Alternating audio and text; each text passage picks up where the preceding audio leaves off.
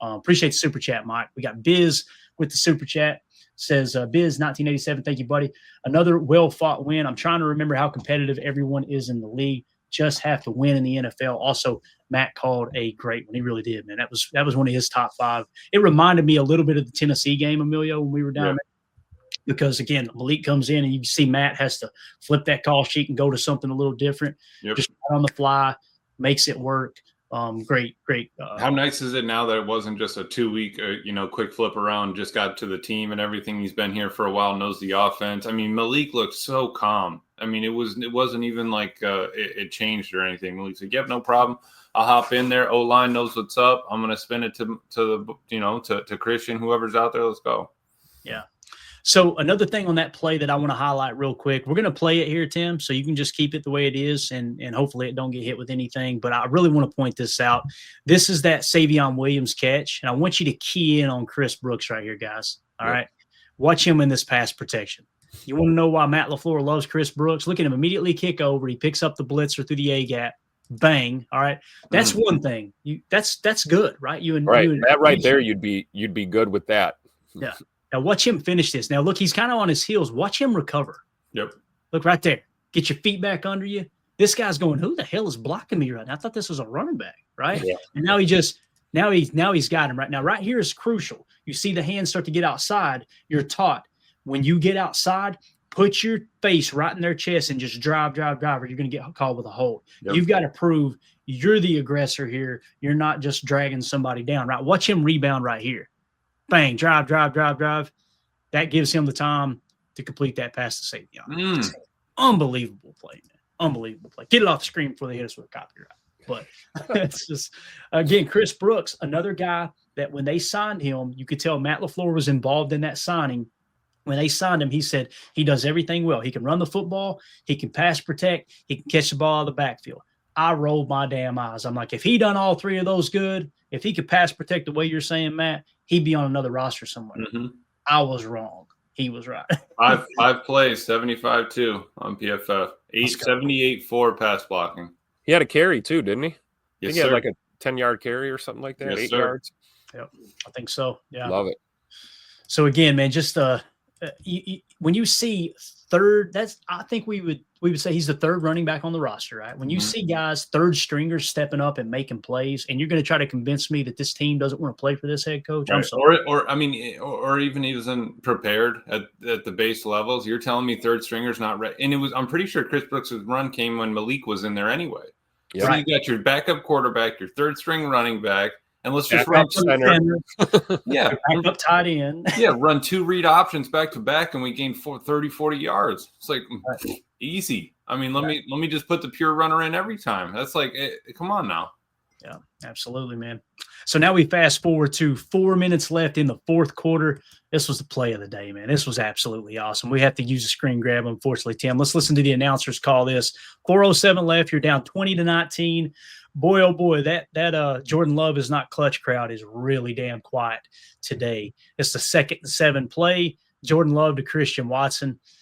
Let's just listen to it. Love on a high snap. Floats it. Watson up top. It is caught. Touchdown Packers. Green Bay's got the lead. How about these hands? You see that one, Rex Ryan? Looked pretty clutch to me. Unbelievable throw and freaking catch, man. Like, seriously, there was people saying, oh, that was just a chuck and duck. That was he just threw up a prayer. It was a high and to the left snap, probably because of the wind. Corrals it. Didn't even have time to go laces, I'm sure. Just grab that thing and throws a dot to the corner of the end zone. We've actually got a better angle here that we can play, I'm pretty sure. All right. This was shared on Christian Watson's Instagram account, all right? And you can hear the crowd once again sounding like a Packers home game here. Actually, let's just drop this down since it doesn't get any better. Here we go. This is a shot from the back corner of the end zone where the catch is made.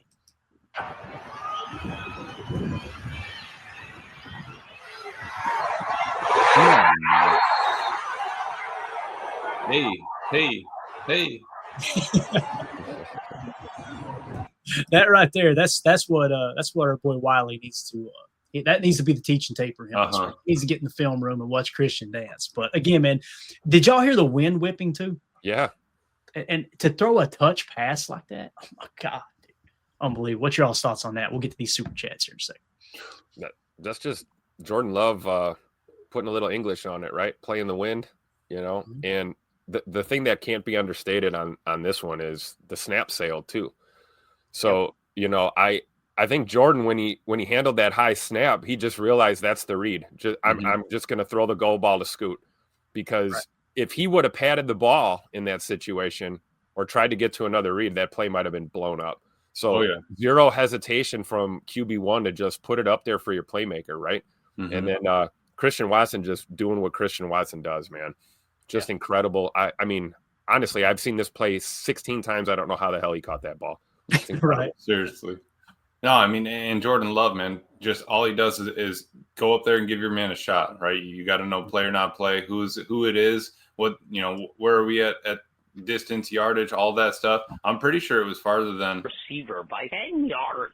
And I'm pretty sure he just hit it right on the money, dude. He just dropped that thing in the bucket. So there's number 10, because he only throws dimes, even with a high snap. Corey having a bad day today. Lord, it's funny too. I guarantee you, both me and Tim had Tim. I had my finger on the trigger for Corey's drop too. Did you? Oh yeah. Emilio ended up hitting it. That's absolutely hilarious. Here's another shot of it too, Emilio. Just the all 22. Just so you can remember this guy. Oh yeah. We got to put him on the milk carton. We still haven't heard from old Maximus Best. What was it? Maximus Best what? Best soy.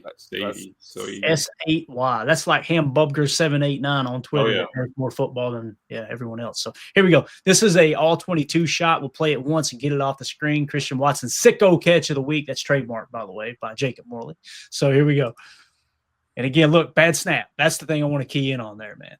Look at that. That's just a dot, boys. You can't throw it any better. Double coverage, safety coming over too. Nah, screw it.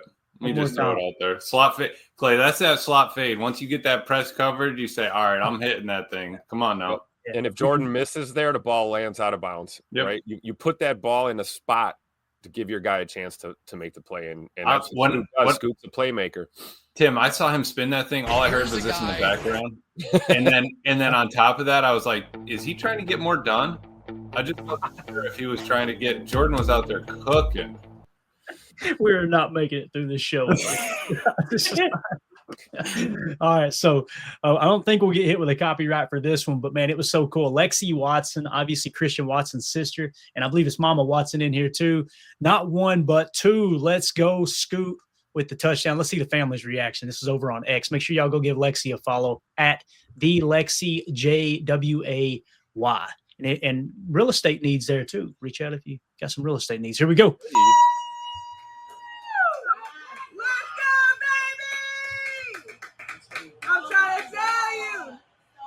I'm trying to tell you. I see you, Keith Daddy. Yeah. Let's go. I know y'all see it. Just a dot. Let's go, baby. Not one, but two. Yes. Just how fired up they are for Christian and Jordan Love. And that's the thing, too. You can tell Jordan Love and Christian Watson are like, they're like this, dude. They're buds. And what's really cool too was hearing. Did you all see the clip that Packers put out? Who would you trust babysitting your child? Oh right? Yeah, that was hilarious. Yeah, who was it? There was somebody. I think it might have been Micah. Somebody stopped and went, Christian. It's got to be Christian. Yeah, dude, 225 pounds of solid muscle. You can't. Ain't nobody gonna hurt that child. You kidding me? Sir. That's the one you trust their life with. So anyway, I thought this was cool too. I want to give a shout out to the Lombardi Leap over on X. They tweeted this out, and we got a few people that come through the chat from time to time need to fill one of these out. Okay. And Mama Watson actually retweeted my tweet on this. I want to give full credit here. Obviously I was just quote tweeting the Lombardi Leap. Go give them a follow on X. The Christian Watson apology form to Christian Watson. From you just fill in your name right there. Yep, okay. Yep. You got the date. Make sure you date it. Okay. That's a formality, but it's very, very important. And you got to check a reason for your behavior. Okay. The media convinced me he was a bust. I don't watch the actual games.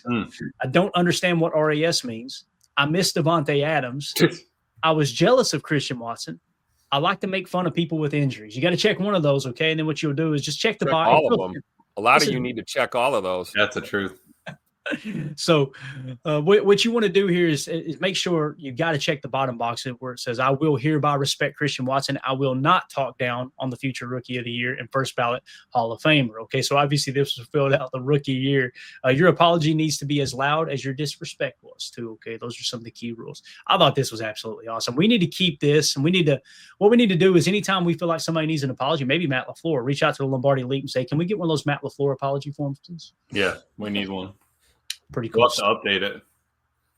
Absolutely love it. All right, let me get to these super chats real quick, and then we'll keep moving along here with Victory Monday. I believe, yeah, here we go. Biz 1987. Sorry for the delay, buddy, with the super chat. Thank you. We hit that one, didn't we? So it's Mike Witt down here. I apologize. Mike Witt with the super chat. I think number 11 coming back in a few weeks with those fresh legs that hasn't taken any hits in 2 months is going to open our offense. Maybe I'm wrong. Completely agree. I put a tweet out talking about all the stuff when Jordan Love threw that touchdown pass to Christian Watson. Said he did this without his number one receiver, without his number one tight end, without his starting center, and without his number one running back. They made that drive happen to win the game with all that stuff. For all the people that want to downplay it because it was the Giants, right? With that being said, people responded and said, who's the number one receiver? Who's the number one receiver? I'm going to explain to you how I see a number one receiver, okay? Some people say a true number one receiver, like that dominant guy, this is the guy that you just throw the ball up hell or high water. I don't see the game that way. I'm not saying I'm right and anybody else is wrong, but I do not see the game as that's the dude, no matter what, I don't care what the coverage is, you just throw the ball up to him, right? To me, the number one receiver on a team is a guy who's leading in receiving yards. Who's the guy that leads in receiving yards, leads in the receiving touchdowns? He's the guy who's performing the best on the field. That was Jayden Reed the last 2 years. That's what I mean by number one receiver. Being the top performing receiver on the team. That's the number one. Now, when people say a true number one receiver, that's a guy that warrants bracket coverage, that type of stuff. I'm just simply saying he was without his most productive receiver on the field for the last 2 years, not one, but both years that he's been in the league. And he was able to put this together. Matt LaFleur was able to put this together. Christian Watson, Jordan Love, all those guys are able to put this together because the reality is when Jayden Reed's on the field, teams, they look for him. They know Jordan. That's his go-to guy. So that's what I mean by that. I completely agree, Mike. When Jayden Reed is 100%, the rust is knocked off, Tim, it's going to be a different offense, man, when Jayden Reed comes back. Yeah, man, I can't wait for Bird. We're hoping for Thanksgiving, right? We might get him back for that boat race in the Motor City against the Lions. I can't wait for that game. We don't want to get ahead of ourselves. We got to beat Minnesota this weekend first. But getting Reed back and the fact that they did the the dual surgeries. They fixed the foot, fixed the collarbone. Put Humpty Dumpty back together again. I think Bird's going to be flying out there, and this offense is going to be more dynamic with him out there on the field, and we need it because with the absence of Tucker Kraft. It's going to help to have all these weapons. And I agree with your statement about number one receivers. I mean, we're going back, almost 2 seasons here. You can look at the production that we've gotten from Jayden Reed, and it's undeniable. Plus, Scoot missed a lot of time due to the injury. So Christian's just getting back in the fold. This is going to be prime for the playoff run here, getting these weapons back. I cannot wait to see Golden, Watson, and Jayden Reed on the field together. It's going to be thing of beauty. Absolutely. And again, that was Joe. I want to give a shout out to Joe. I'll butcher the last name. Grenevicky was the one I was talking about earlier that said he was trying to put a sign on the front row. So we appreciate you, Joe. You're the man. He was sitting right in front of the fan that had that Christian Watson touchdown, or maybe it was the Wiley touchdown. But nonetheless, what do you think about Jayden Reed coming back, Emilio? Anything you want to add to that, buddy? It can be so huge to have 11 back. It's honestly, it's just been like a blessing and a curse, the fact that we've had such a deep wide receiver room, but also gone through all these injuries. It's just kind of something that's happened for this team. You kind of lean on it when you look. I just remember the offseason, we had 3 or 4 dudes walking out there on the practice field. Jayden Reed's in a boot, Malik's out, Savion's out, Wicks is hurt, and just having 8, 9 wide receivers that you've been able to kind of rotate through. And as the year kind of closes in, you can zero those in, you get guys healthy, and just being able to sort of spread that wealth. Everybody's not taking all the hits. You're going to hopefully come in a little bit healthier and towards the end of the season. You can still spin the ball around. And then on top of it, like Tim was saying, him not being out there, Matt can kind of lean on it. You can kind of go back to him, get it back into some of the plays from a year ago, 2 years ago. It just kind of opens everything up once you're not relying on one dude all year. It's not like we're just sitting there and spinning it to tag every time. You know what I mean? So we have an ability to get different things from our offense at different times, and I love that we have that. Yeah, His receiving is tough. And Mike, thank you for that super chat, Mike Witt. We appreciate you, buddy. Cheesehead Murph, too. Might owe K9 an apology. I think several people do. Listen, he's not a perfect DB, right? Nobody's expecting him to be a perfect cornerback. I think he's played damn good football for what he's been asked to do. He's a guy that – wasn't he undrafted? He was an undrafted free agent, right? The Raiders signed, if I remember correctly. And then, obviously, we pick him up as a kick returner, and then he all of a sudden turns into a slot corner, getting meaningful snap, pretty much our starting slot corner. I did not expect him to play at the level he played when they kicked him outside. And he started talking about he wanted to be an outside corner. Yep. I think he's, again, the numbers show this is a top 5 passing defense. It's been the number 1 passing defense for most of the year. It probably dipped a little bit yesterday, I would imagine. We'll see how the numbers shake out probably on Wednesday or Thursday's show. But, yeah, Murph, I think K9 played good, especially in the run yesterday too, man. Yeah, I'm glad Murph said that because that's spot on. I feel like Keyshawn's under this microscope. You see him go out, laying dudes out, making plays in the run game too, like we said. Tackle grade is definitely improving with Keyshawn. And then it's like he'll bust a coverage on one play and we're ready to just drag him over the coals, And it's like we saw that time and time again yesterday. He'd miss on a play and then the next play he's out there and he's making a stop. I mean, I don't know of very many guys in that secondary that have more just fire and heart than Keyshawn Nixon out there on the field. That dude puts his body on the line every play, brings the intensity on every play. You want to talk about a guy who doesn't take plays off? That's K9. So put some spec on K9's name. And yet another player that was unlocked when he got to Green Bay. I mean, let's watch Raiders tape on Keyshawn, and then let's watch some Packer tape, and you're talking about night and day difference. So Keyshawn has continued to improve each and every week that he's been a Packer, and I'm here for it. So well said, Cheesehead Murph. Yeah. Mike Witt with the super chat says, and Matt, please don't think about putting 11 back on punt returns when he's back. Amen. Amen. We talked about that early and often with Jaden Reed on this particular program. Like, man, Jaden Reed is not a punt returner. Don't stop putting your F in harm's way like that. I hope they don't go that route. I hope they don't. Right now, it's pretty much Dobby. Is that right, guys? Dobby, or is it Bo too?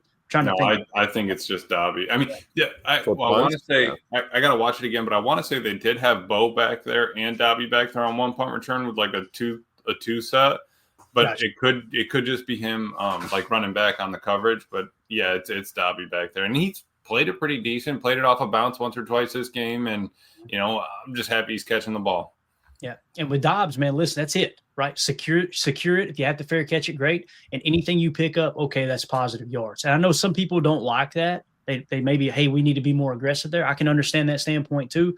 I'm just tired of special teams losing ball games, man, especially on muff punts. And Dobbs, I just caught the ball. I think we would all agree Dobby's probably got some of, if not the best hands on the team, right? He's definitely top 3 hands on the team for sure. Yeah. And he had drops yesterday. That doesn't change the fact that he still has some of the best hands. Everybody has drops. Has drops, especially in the wind. Huge that Jordan goes back to him. You can't just turn away from a dude that's gotten you there in this this season and everything like that. You can't be doing that. Absolutely. Yep. I'll tell you who else got hands on the team, boys. That's our boy Evan Williams. Tim, if you'll get me a grab ready here. Evan Williams with the clutch interception, guys. There was 40 seconds left in the fourth quarter. Green Bay leading 27-20, 3rd and 6 play, game on the line, and our boy Evan Williams steps up. Here is the broadcast call from Fox NFL. Winston fires, end zone off target, picked off. It's Evan Williams with the interception. I got to be real. I dropped an F-bomb in front of the niece on that one. I just happened to be downstairs when that pick happened, so got in trouble with the family a little bit. How'd that go, Clay? Listen, you win some, you lose some, right? We're going to go back, watch the tape, and we'll be better next week. Yeah. That's the way. That's always the answer. But here was Evan Williams in the locker room. Ryan Wood, shout out to him, @by Ryan Wood, tweeted out, Evan Williams discusses finally breaking through with the game-winning interception against Jameis Winston on a day nobody else on the Packers defense could catch the football. Quote, We had ops all day. Guess we're going to be doing some ball drills when we get back, was the quote. But here we go. It's about 1:13 left. It's going to be a little bit of an echo. I don't know why it's happening, but we got it the best we can. Hopefully we can get it. It's cranked all the way up, so you may have to turn your TV up. But again, shout out to Ryan Wood on X. Make sure you guys go give him a follow, give this a retweet and everything. Nothing special. No, this is the game ball. I think they got the INT ball waiting for me back there. When I get back to Green Bay last. You're in position to make plays all day. I think I counted 4 that you could defenders got your hands on. You finally got the one to really seal the win. What is it like to make that play after what the defense had been through all that? Yeah, a lot of relief for sure. To finally get off the field. Yeah, I mean, we had ops all day. Guess we're gonna be doing some ball drills when we get back. But just felt good to be able to finally, close it out, put a period at the end of that sentence. What did you see on the play on the West? Yeah. The break line stick alive. They've got a good energy, but also the thing about Evan Williams is like you could tell he's so humble too. Like he's not going to let it go to his head. Yep. That concept a little earlier in the game. I want to say like first, second quarter. Just 2 like primary receivers stacked, and they ran a flat 7.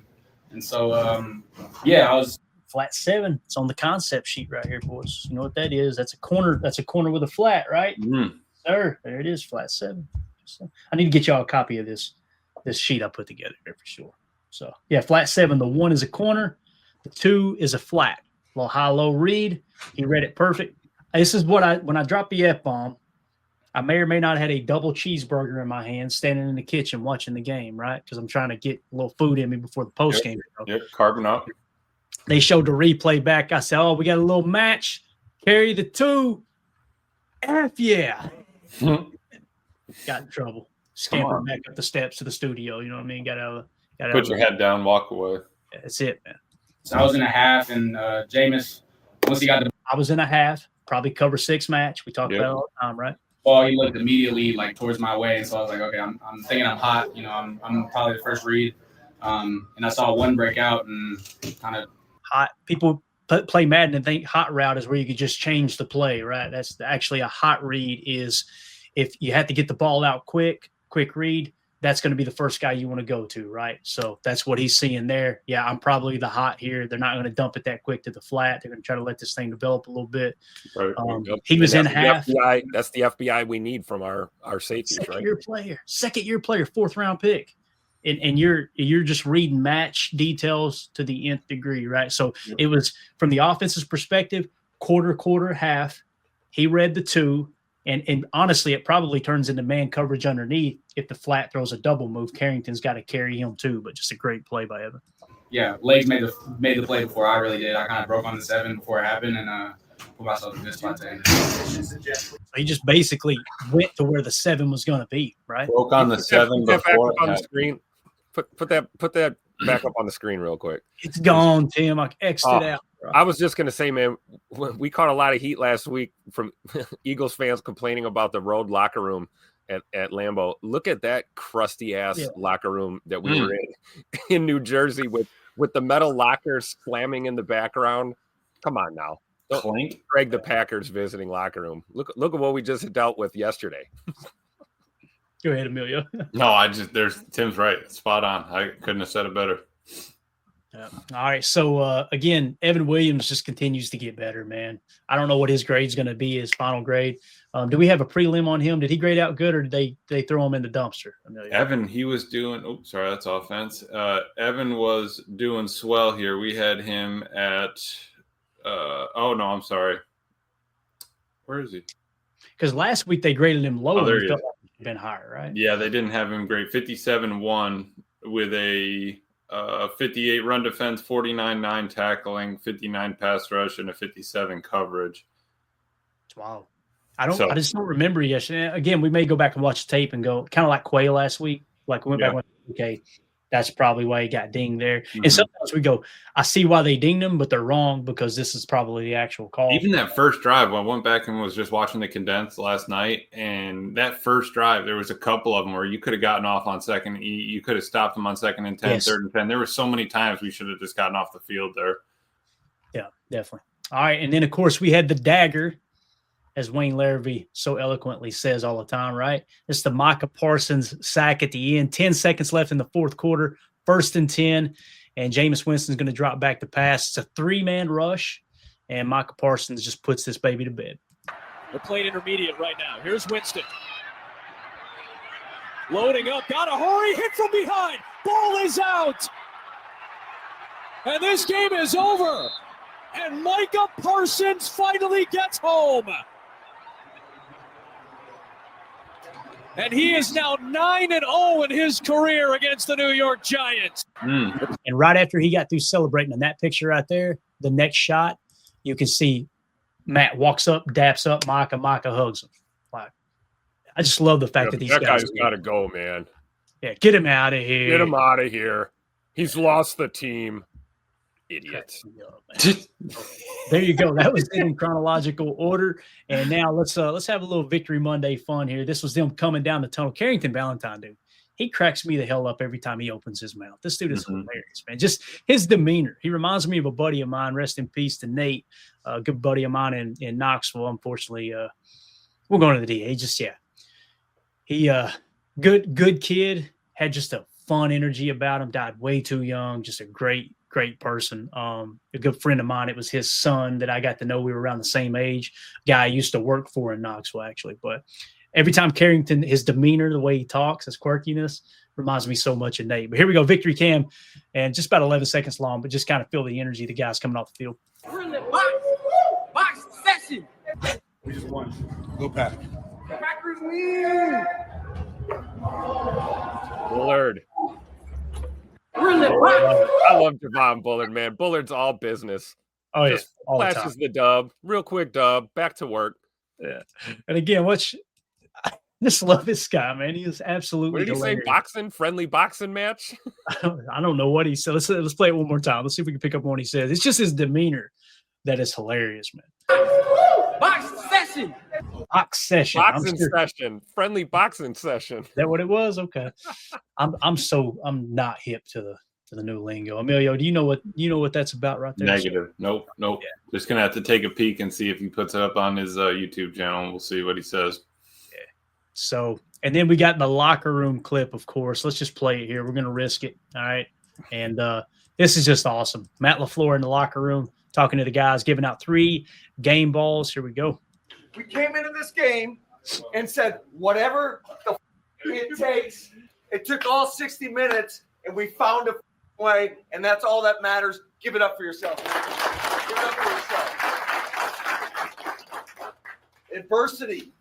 It hits every week in this league, man. It hits every week. All 3 phases, we made enough plays to get the dub, and it ain't easy winning this league. So I got 3 game balls. First of all, this guy came and made 2 monster touchdown catches. Oh, 4 for 46. Yeah, buddy.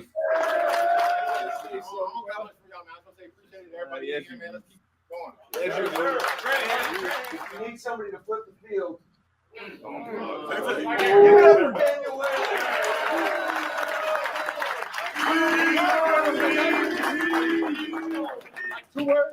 I appreciate y'all boys. I mean, it's been a long road. We got a long way to go, so let's keep it up. Appreciate it. And finally, last but not least, when we needed a takeaway, we got it.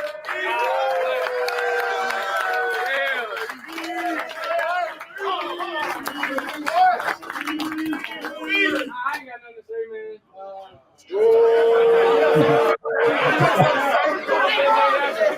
I love y'all boys. Y'all the reason I show up every day. Give it all I got. I mean, it's always love for y'all. Let's keep going. It's a long road. We got to keep going.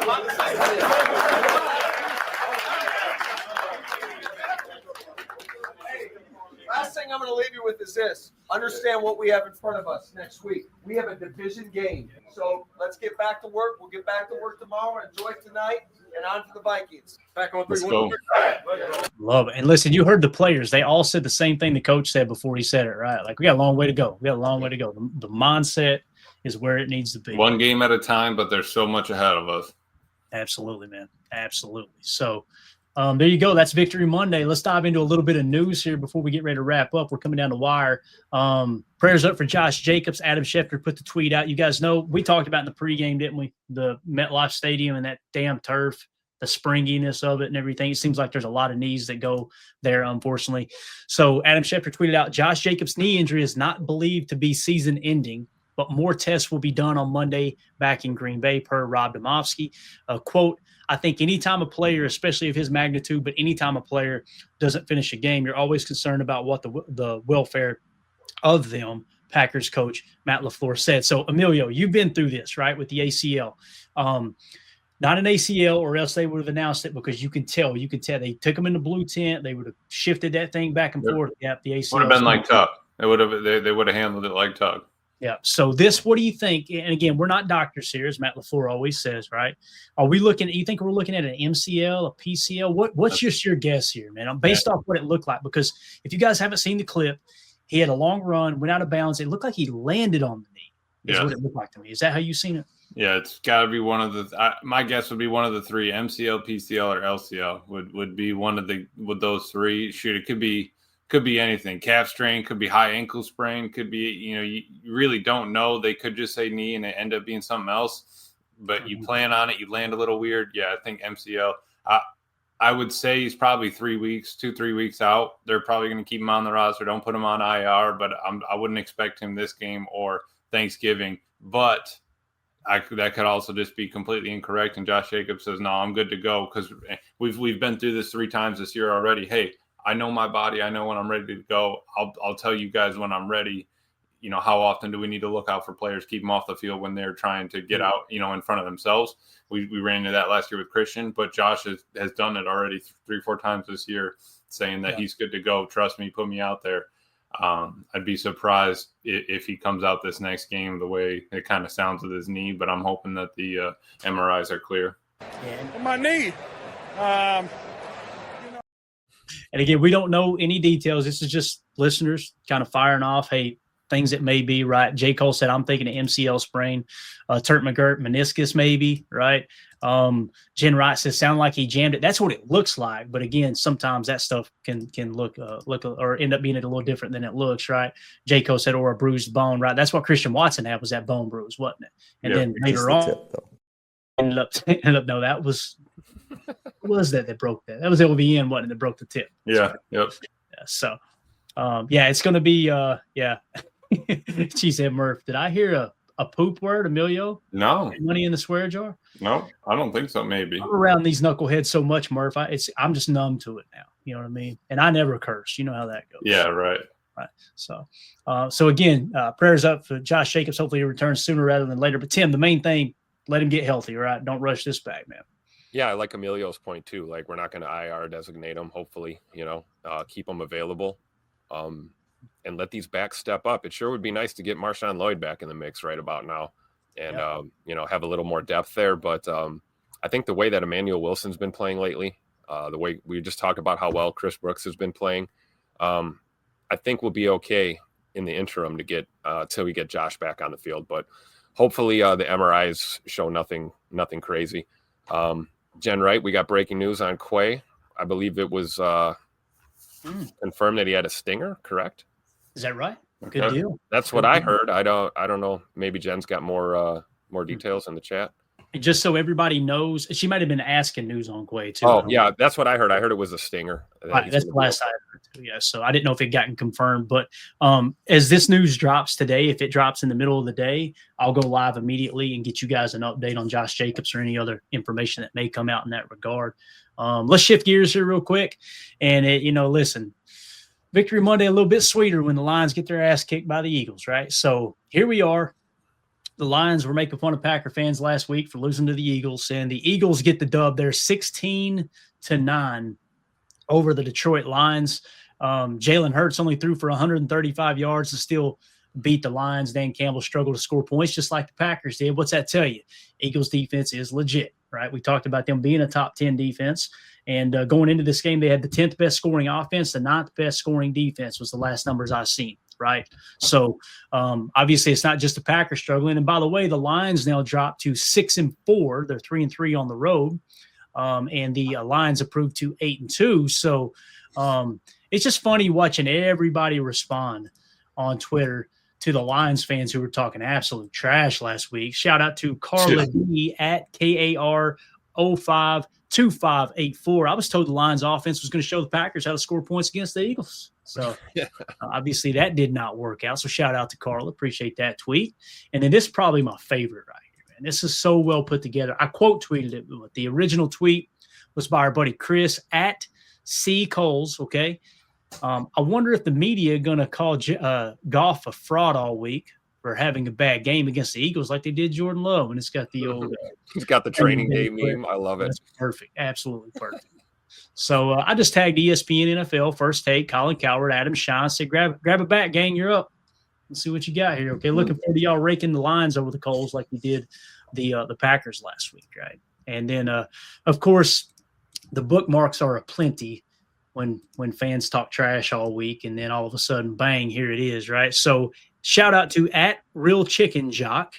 Nice. Pretty solid handle, right? Mid-season, y'all switching kicker. LOL, what a disaster. I love how you conveniently didn't mention that the starting kicker is hurt. Nice that you just made it sound like, oh, yeah, we're just switching up kickers, right? And I said the Lions fan bookmarks are aplenty this morning. As you can see here, all of a sudden the Detroit Lions are in third place in the North. So life comes at you fast, boys. Life comes at you fast. So anything else y'all want to hit before we wrap up here? Anything at all, boys? Good victory Monday. We needed the win. Yeah, it wasn't pretty completely. Tim's right. Get us to 27. We take that dub. I was hoping for a 27-13 game. Didn't happen. Lot happened on the tape. I mean, just you can see that there was some mistakes made. I think that they can get that hammered out. All right, we got a W. That's all that mattered in the win column. Right now, all that's going to matter is playing the Vikings and get a W there. Amen. Then you got Thanksgiving coming up. So couple of quick games. Was it 2 games in 12 days or something along that? We're closing in fast. Meat of the season. All those things are coming up right now. Team just needs to turn it on. Yeah, and Tim, Chuck Jaggers makes a good point. So I want the Bears to win the division, a chance to beat them in Chicago to go to the Super Bowl. That would be another parallel that lined up perfect with the 2010 team. 2010 all over again. Yeah, pretty wild. They would be devastated. Could you imagine? Oh, yeah. And Chuck goes on to say, B.J. Raji still haunts the Chicago end zone. That's right, man. They're still feeling tremors from that earthquake too of him dancing. Randall Cobb still haunts that Chicago end zone too. That's a fact, dude. That's a fact. For sure. But we got to get it done. To Emilio's point, we got to get it done this weekend against the Vikings. I mean, we can laugh at their joke of a quarterback and all of that, but they're still a pretty good defense when they want to be. With the Vikings. So, and we know they always, teams come to play, man. We've got to start taking care of 1265 again. Dropping 2 in a row on a homestand was not good. So you got to get right and beat the Vikings at home on Sunday, and we will move forward. And 3 divisionals in a row, guys. So strap your seatbelt on and let's go. It's time for the ride. Murph got the quote of the day. It wasn't pretty, but she's still beautiful without makeup. Come on, now. My man. All right. So, again, you guys know my stance on this. The rest of the season, you can afford 2 more losses, right? Anything more than 2, probably not getting in the playoffs. So, focus on it 1 game at a time. He'll run the table and win 13. That would be awesome.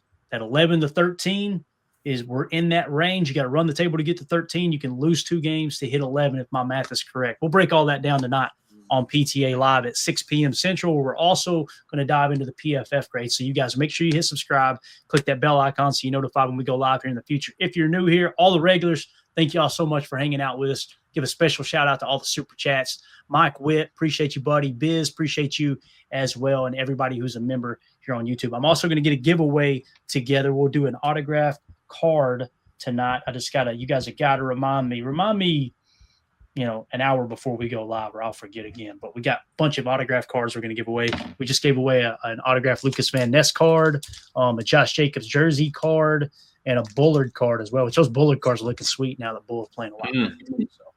Anyway, just a way for us to give back to those who are supporting us. The best way to do that is join our Patreon group, patreon.com/Packer Fan Total Access. $3 get you access to everything on the site. Awesome little community. You got access to the chats and extra content over there. So we appreciate everybody. Everybody have a wonderful day. Enjoy this Victory Monday. We'll see you tonight, 6 p.m. Central for PTA Live. Bye. Here we go. Nice. Bye, guys.